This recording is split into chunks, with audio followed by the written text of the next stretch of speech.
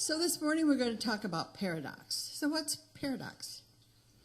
Well, paradox is when a statement looks contradictory.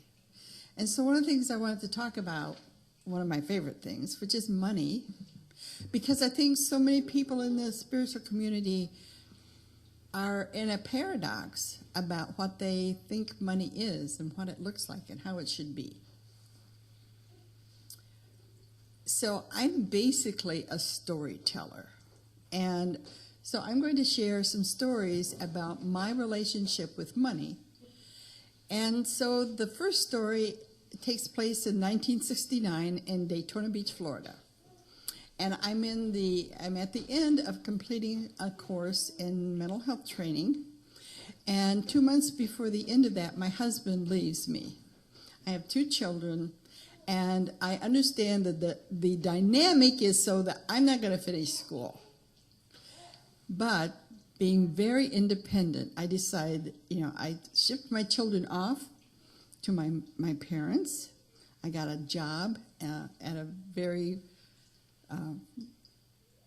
it was a restaurant and a bar that actually had the crowd from the Speedway. So it did very well. And I continued to go to school, and I continued working there after I graduated. And I finally had a job interview, and I got this job in Eustis, which is about an hour away from Daytona Beach. And I thought, this is really great because I'm living in a motel. I really have hardly any money. And I thought, I can drive back and forth until I get some money that I can move there. And Ramon Ubieta is my boss, and he says, I'm sorry, Mrs. Nelson, you can't move, and you can't have the job until you actually move here. And I said, what? He said, you have to move here because you immediately have to be on emergency call. And I said, okay. So I drove back to Daytona Beach. I have a job, but I don't really, because I don't have any money. I have enough money that I could have paid for gas, but not enough money to do deposits and all the things you have to do. So I wasn't much of a prayer, but I decided I needed to pray. So I said, dear God, please help me. What am I going to do? And the voice said, I have a voice. I don't know if you have a voice, but I have a voice that talks to me. And it said, go to the bank and close your checking account. Well, when you don't have a lot of money, in my experience, and also I had a background as an accountant, you know how much money you have. You know to the penny how much money you have. I said, what?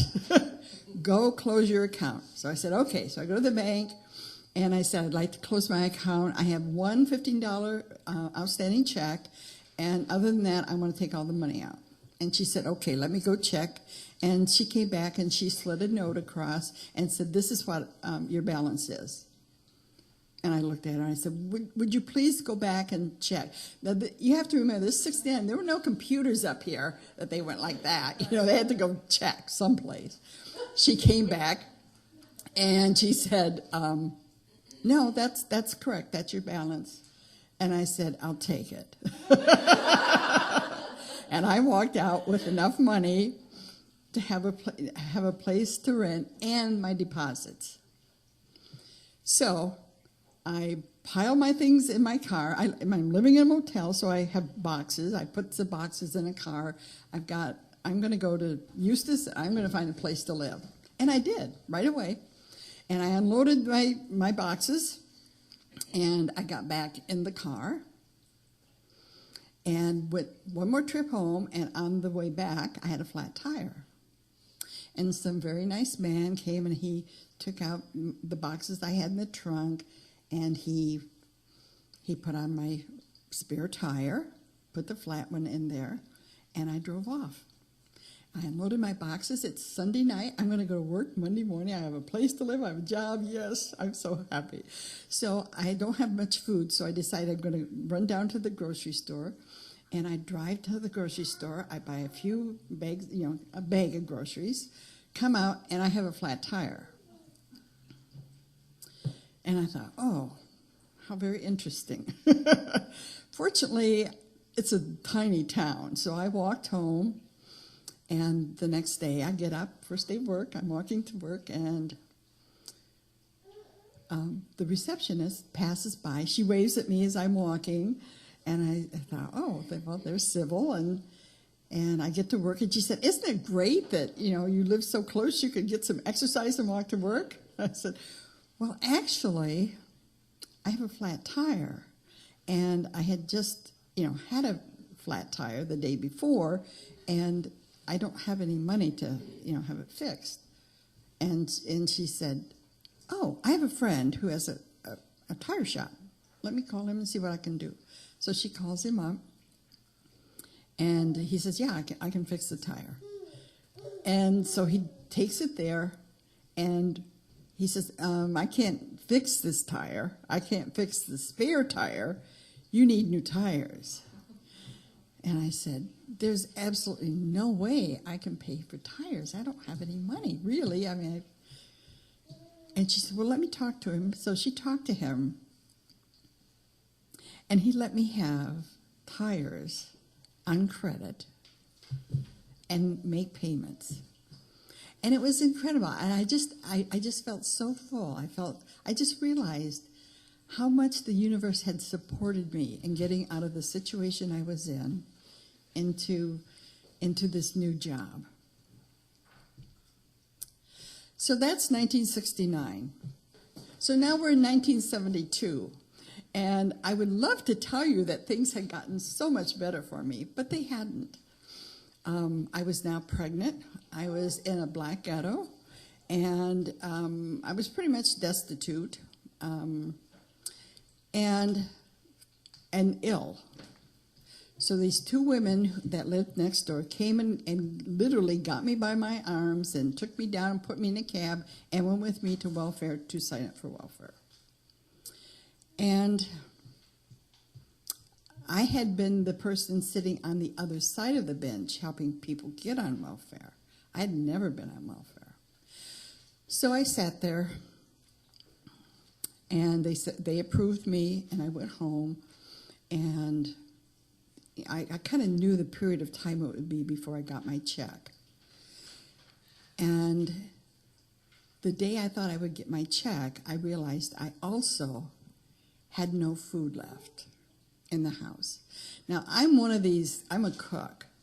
I can make something from almost nothing, but I didn't have almost nothing. I had nothing left in the house. So again, this time I actually got down on my knees and prayed because I was pretty desperate. And I said, God, I don't know what I'm going to do. I don't have any food to feed my children when they come home tonight, because they had breakfast and they got lunch at school. And after I prayed, a funny thing happened. It was like I wasn't in distress anymore. I went into this incredibly calm place.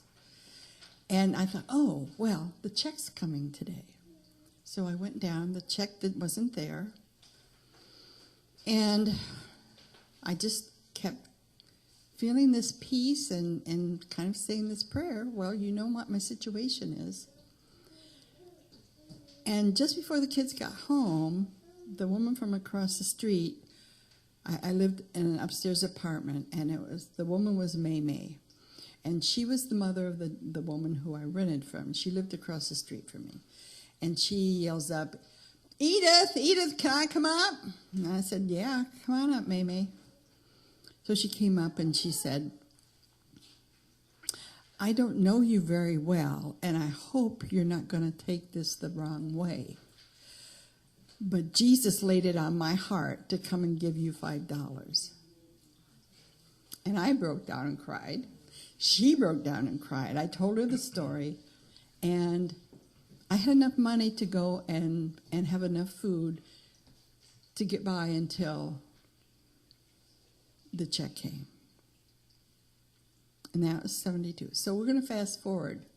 So now it's a new millennium. It's now 2002. Things have really changed in my life. I've been a director of finance for several nonprofits in Southern California. You know, my life is good. And I've decided during that time that I really wanted to do some more work with other nonprofits. So I was working for Unity of Walnut Creek, and I had the job there with Max, if any of you knew Max. And then Max left, and we got a new minister. And as sometimes happens with new ministers, they have the opportunity of changing staff. And so that's what this minister decided he wanted to do. So I was leaving, and I had been tithing for many years. I had really learned about that. So far, I think I've done 3 4T classes, plus some other abundance classes. So one of the things that I realized was that I still was in the space where it was about me and what I did. Even though I've had these wonderful, wonderful manifestations that I know are from the divine, still, it's about me. It's always about me, what I can do. So if I can't do it most of the time, then it's not going to happen. Boys and girls, it's just not going to happen. If I can't do it, it's not happening. So I was really looking at that when I left, and I thought, you know, I have never really, ever surrendered to God in relationship to money. I really knew I hadn't done that. And so I thought about that. I pondered it. I was really present with that. And then I saw something in the Tao Te Ching that said, can you remain unmoving until the right action arises by itself? And I thought, no, I don't think so. No, I am a doer. I get out and I do and I make things happen, not only for me, but for other people. That's me. Can you remain unmoving until the right action arises by itself? So I sat with that, and I sat with it, and I sat with it. And I'm thinking, you mean no Craigslist, no Monster, no, networking, nothing. No. You sit. You remember. I could do my housework, but I could not do anything to look for a job. And what was really funny during this period of time is little things would show up, little bits of money, not a lot. I do some consulting work, so I get a little bit here, a little bit there. But I didn't go and sign up with the agencies, which I ordinarily would do. Didn't do that. This just came about. And then, have you ever been part of a class action suit for some weird thing like your insurance or your bank? So I get these weird little checks coming in from, it's like, what is that? Looks like a check. Why would I be getting a check? Because 4 years ago, you signed this thing that said, yes, I'll participate. So I got these little dribs and drabs of money, and I just kept sitting there with it. It was on my refrigerator, so I got to see it all the time. And then I got a phone call, and a friend said, Edie, I know this realtor who's looking for someone to manage her office in the financial part of it. Would you be interested in that? I said, well, I'd certainly be interested in talking with her. And that was my next job. But something shifted inside, something very deep. And when that happened, what I realized is my entire life, I have been fixated on money. I had a belief from my parents that if you had money, you probably weren't good. That good people usually didn't have a lot of money. And I think when you don't have a lot of money, sometimes you make that what it is for other people so that you can feel, well, I'm spiritual and I don't have any money, so I'm okay, I'm good, I'm a good person. So part of the things that I was really looking at is like, well, if God is everything, if God is all, if God is abundance, how can I say I'm about that and not show that in my life? And as I was talking to people about doing this talk, people would say, well, abundance isn't about money. And it's like, well, that's absolutely true. It's so much more. But if we're separating the divine from money, then we're saying, well, okay, all of this is spiritual over here. All the rocks and the trees and everything is spiritual except this isn't. And we can see in the readings, you can see how we play with that, how it affects us. It's the paradox. It isn't that money is bad. It isn't that money is good. Money just is an expression of energy exchange. It's what it is. It's energy, just like everything else is energy. So what's your relationship to that energy?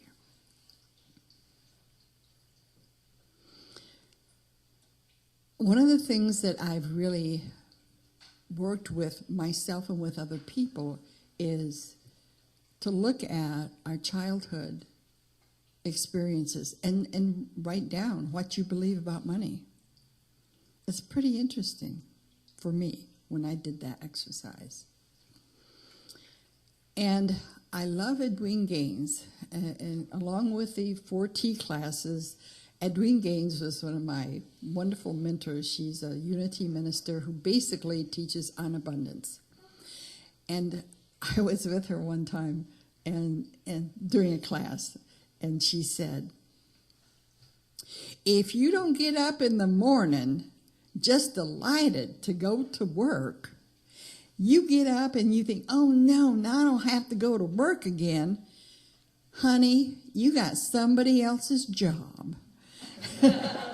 So stop doing that and let them get their job and you go get yours. And I think that that's true. So often we are involved in work that we don't love and we want to do something else. But if you want to do something else, and here's another paradox, you need to love the work you're doing before you can leave it. Because if you don't love it, you will get to do it again and again and again. You'll just get stuck, and it will always. It's like for anyone here who's had multiple partners. I don't mean at the same time, but but I'm not asking. but it's frequently you're in relationship with someone and it didn't work out, and then you go and you find someone else, and then you realize that what the universe did, they just made it look different. He or she just looks somewhat different, but it's the same person. You just keep marrying or being in relationship with the same person over and over and over again until you shift. Well, it's the same thing with money and jobs. You're just going to keep doing it and doing it and doing it until you go, I surrender. I surrender. I give it to you. I give it to you, God. Because if it's like it can't be one or the other. It either is all the divine or it just isn't. And I find that my life is just so much fuller when I give it up. And the other thing that happened to me is I don't think about money all the time. And my daughter called me the other day. She has a cat that I used to have, and this cat is called Miss Thang. And Miss Thang is a black cat.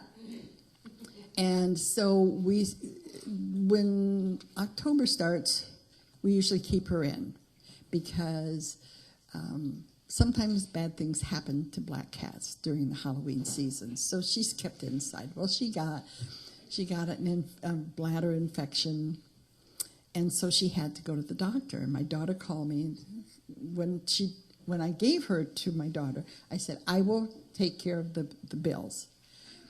And so, the thing I loved is I know what vet bills are now. It wasn't like that when I was, younger, but it's incredible. So I said to her, don't worry about it. I got it. And I loved that feeling. I loved that feeling of not having to think, oh, what's that going to do if I have a $1,000 vet bill? Well, it wasn't. It was $300. But before, I would have been in panic about thinking that I would have to make these terrible choices around my animal, and I didn't. So one of the things that I wanted to say was that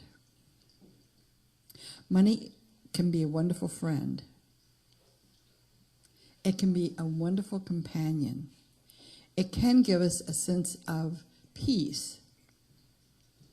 And as we all know from the recent past, people who had money and thought they were secure ended up not feeling very secure.